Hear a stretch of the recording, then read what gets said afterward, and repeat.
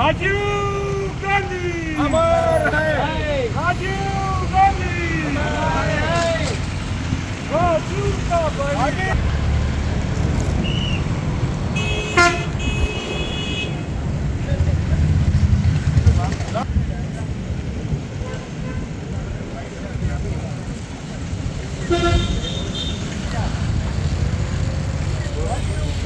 अमर है, याद रखेगा हिंदुस्तान। राजीव गांधी अमर है, राजीव गांधी अमर है, राजीव गांधी।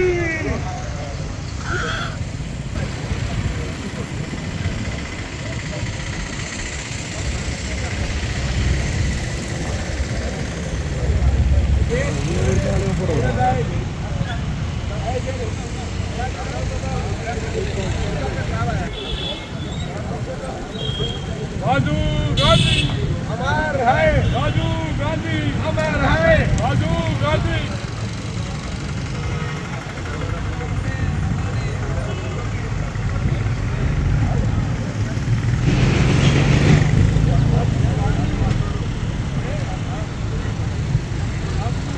अमर है,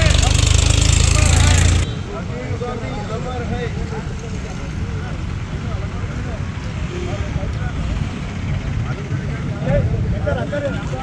अमर है, अमर है।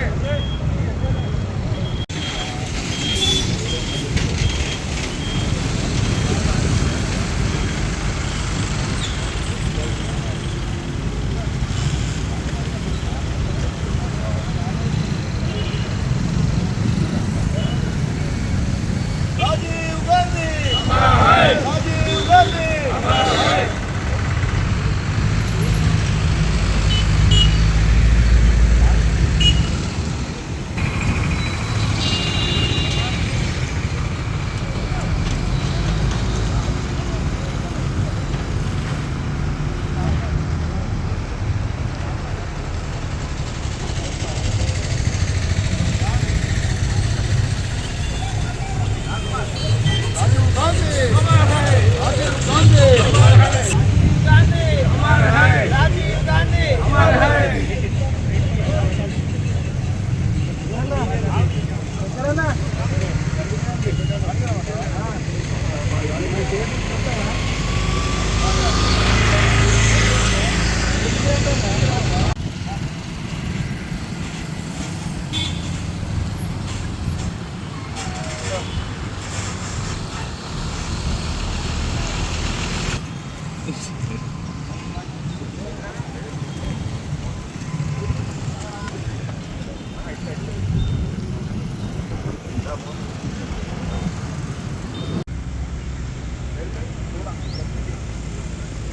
राजीव का बलिदान याद करेगा हिंदुस्तान। कांग्रेस पार्टी, राहुल गांधी, सोनिया गांधी। जब तक सूरज चांद रहेगा राजीव नाम रहेगा। राजीव गांधी రాహుల్ గాంధీ కూడా అమర్ రాగా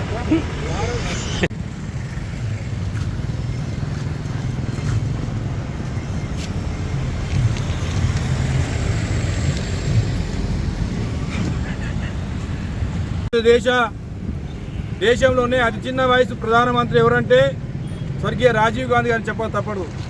వారు ప్రధానమంత్రి అయినటువంటి సందర్భంలో ఈ దేశంలో అనేక సంస్కరణలు తీసుకొచ్చి అప్పటి వరకు 21 సంవత్సరాలకు ఓటు ఉన్నటువంటి హక్కును 18 సంవత్సరాలు కుదించి ఈ దేశంలో యువతను ప్రోత్సహించిన మహానుభావుడు రాజీవ్ గాంధీ అని చెప్పక తప్పదు. అదే కాకుండా ఈరోజు టెక్నాలజీ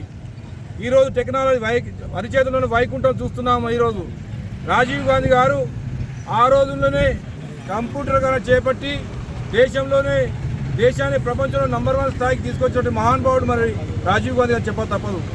ఈ భారతదేశానికి స్వతంత్రం ఎన్నో సంవత్సరాలుగా పోరాడితే స్వతంత్రం వచ్చింది.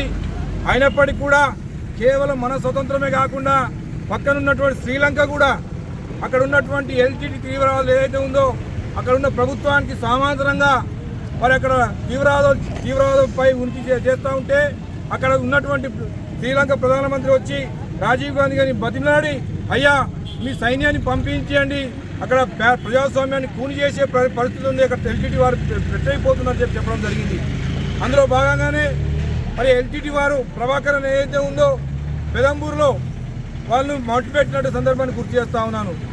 ఏది ఏమైనా రాజీవ్ గాంధీ, ఇందిరాగాంధీ అనేటువంటి మహానుభావులు ఈ దేశాన్ని ముందు తీసుకుపోయే తరుణంలో మరి కాంగ్రెస్ పార్టీ 1885లో స్థాపించిన సందర్భంలో మరి కాంగ్రెస్ పార్టీ కార్యకర్తలందరూ కూడా ఇప్పటికి కూడా లక్షలాది కోట్లాది సభ్యత్వం ఉన్నటువంటి పార్టీ కాంగ్రెస్ పార్టీ అని చెప్పి సందర్భం తెలియజేస్తూ ఏది ఏమైనా చివరిగా కొంతమంది అవాకులు చవాకులు మాట్లాడేటువంటి పరిస్థితిలో ఉన్నారు ప్రజాప్రతినిధులు ఉన్నటువంటి సందర్భాన్ని గుర్తు చేస్తా ఉన్నాను.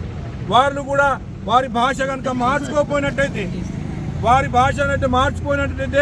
అదే భాషలో మేము కూడా సమాధానం చెప్పేటువంటి పరిస్థితి ఏర్పడుతుందని చెప్పి సందర్భం తెలియజేస్తూ వారు కూడా వారి కుటుంబం కూడా కాంగ్రెస్ పార్టీలో మునిగి తేలి కాంగ్రెస్ పార్టీ ద్వారా డబ్బు సంపాదించి కాంగ్రెస్ పార్టీ ద్వారా పదవులు సంపాదించి సంపాదించిన తర్వాత ఈరోజు మరి భారతీయ జనతా పార్టీలకు పోయి కాంగ్రెస్ పార్టీని విమర్శించేయడంగా చేసినటువంటి వారిని రాబోయే రోజుల్లో ఏ విధంగా ఎదుర్కోవాలో ఆ విధంగా ఎదుర్కొన్నామని చెప్పి సందర్భం తెలియజేస్తూ ఈ అవకాశం ఇచ్చిన మీ అందరికీ ఆ రోజు పరిస్థితుల్లో వచ్చిన సందర్భంగా జగిత్యాల పట్టణ యావత్తు కూడా 47 పెద్ద స్వాగత తోరణాలు క్యాస్ట్ వై అయితేనేమి మతం అయితేనే అఖండ స్వాగతం చెప్పిన 3వ రోజుకే మరి ఇక్కడ నుండి వైజాగ్ ఆ తదుపరి అక్కడ నుండి శ్రీపెరంబుదూరు పోయి అక్కడ ఎల్టీటీ నరహంతకుల చేతిలో హతమైన మాట చాలా బాధాకరం. మరి అక్కడి నుండి వారి చితాభస్మాన్ని మళ్ళీ ఒక 3 రోజుల తేడాలో ఇక్కడ జగిత్యాలకు పంపించి మరి ఇక్కడ ఆనాడు పట్టణ కాంగ్రెస్ అధ్యక్షుడిగా వారి చితాభస్మాన్ని మేము ఇక్కడ స్వీకరించి పుణ్యనదుల్లో నిమజ్జనం చేసిన విషయం చాలా కలత చెందింది. మరి ఆనాటి భారత ప్రధాని అత్యంత క్లిష్ట సమయంలో భారతదేశాన్ని ప్రధానిగా స్వీకరించి అనేకమైన అత్యున్నతమైన ఒక టెక్నాలజీ సంబంధించింది ప్రవేశపెట్టి మరి 21 సంవత్సరాలకి ఓటు హక్కు కల్పించి డైరెక్ట్ ఢిల్లీ నుండి గల్లీకి పంచాయతీరాజ్ నిధులు మరి సంస్కరణ చేపట్టిన మహా నాయకుడు. మరి నిజంగా వారి మరపులు మనం మరపురాని మరి వారు ప్రవేశపెట్టిన అనేక పథకాలు మనం ఇప్పటికి కూడా రాబోయే కాలంలో మరి మన ప్రజల్లో తీసుకుపోయి కాంగ్రెస్ పార్టీని ఇంకా వచ్చే ఎన్నికల్లో కూడా మనం విజయవంతంగా పూరించాలని కోరుతూ జై. ఈరోజు రాజీవ్ గాంధీ యొక్క విగ్రహానికి పూలమాలలు వేసి నివాళులు అర్పించడం జరిగింది. ముఖ్యంగా రాజీవ్ అతి చిన్న వయసు 40 సంవత్సరాల వయసులోనే భారతదేశ ప్రధానిగా చాలా ముఖ్యమైన పాత్ర పోషించడం జరిగింది. అతి ముఖ్యమైన సంస్కరణలు ప్రవేశపెట్టడం జరిగింది.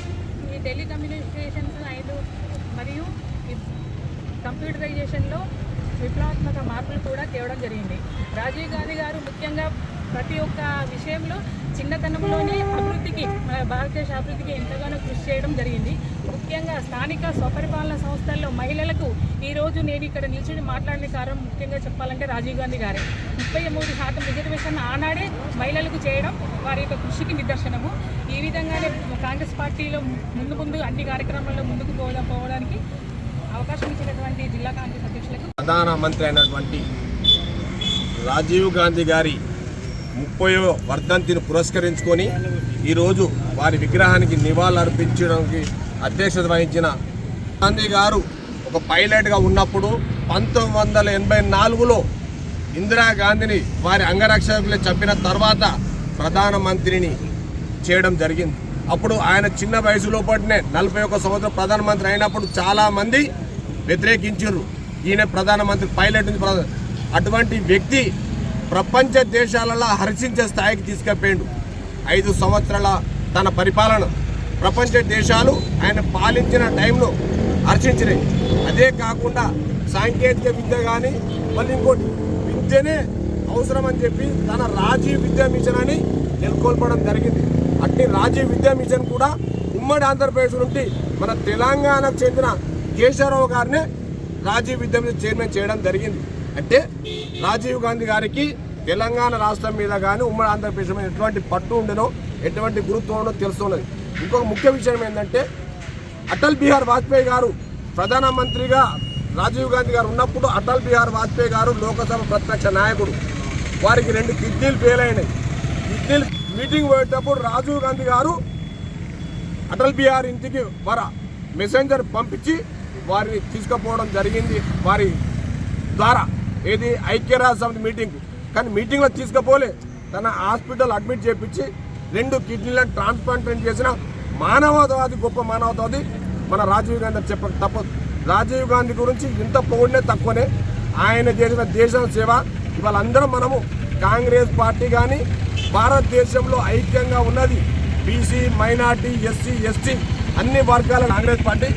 అది ఇందిరాగాంధీ కావచ్చు, రాజీవ్ గాంధీ కావచ్చు, అందరికీ మా జగిత్యాల జిల్లా అధ్యక్షునిగా రాజీవ్ గాంధీ నివాళులర్పించుకుంటూ రేపు భవిష్యత్తులో 3 ఏళ్ల తర్వాత రాహుల్ గాంధీ గారిని ప్రధానమంత్రి చేసేంత వరకు కాంగ్రెస్ కుటుంబ సభ్యులందరూ కష్టపడి పనిచేయాలని కోరుకుంటూ నాకు ఈ అవకాశం ఇచ్చిన జగిత్యాల పట్టణ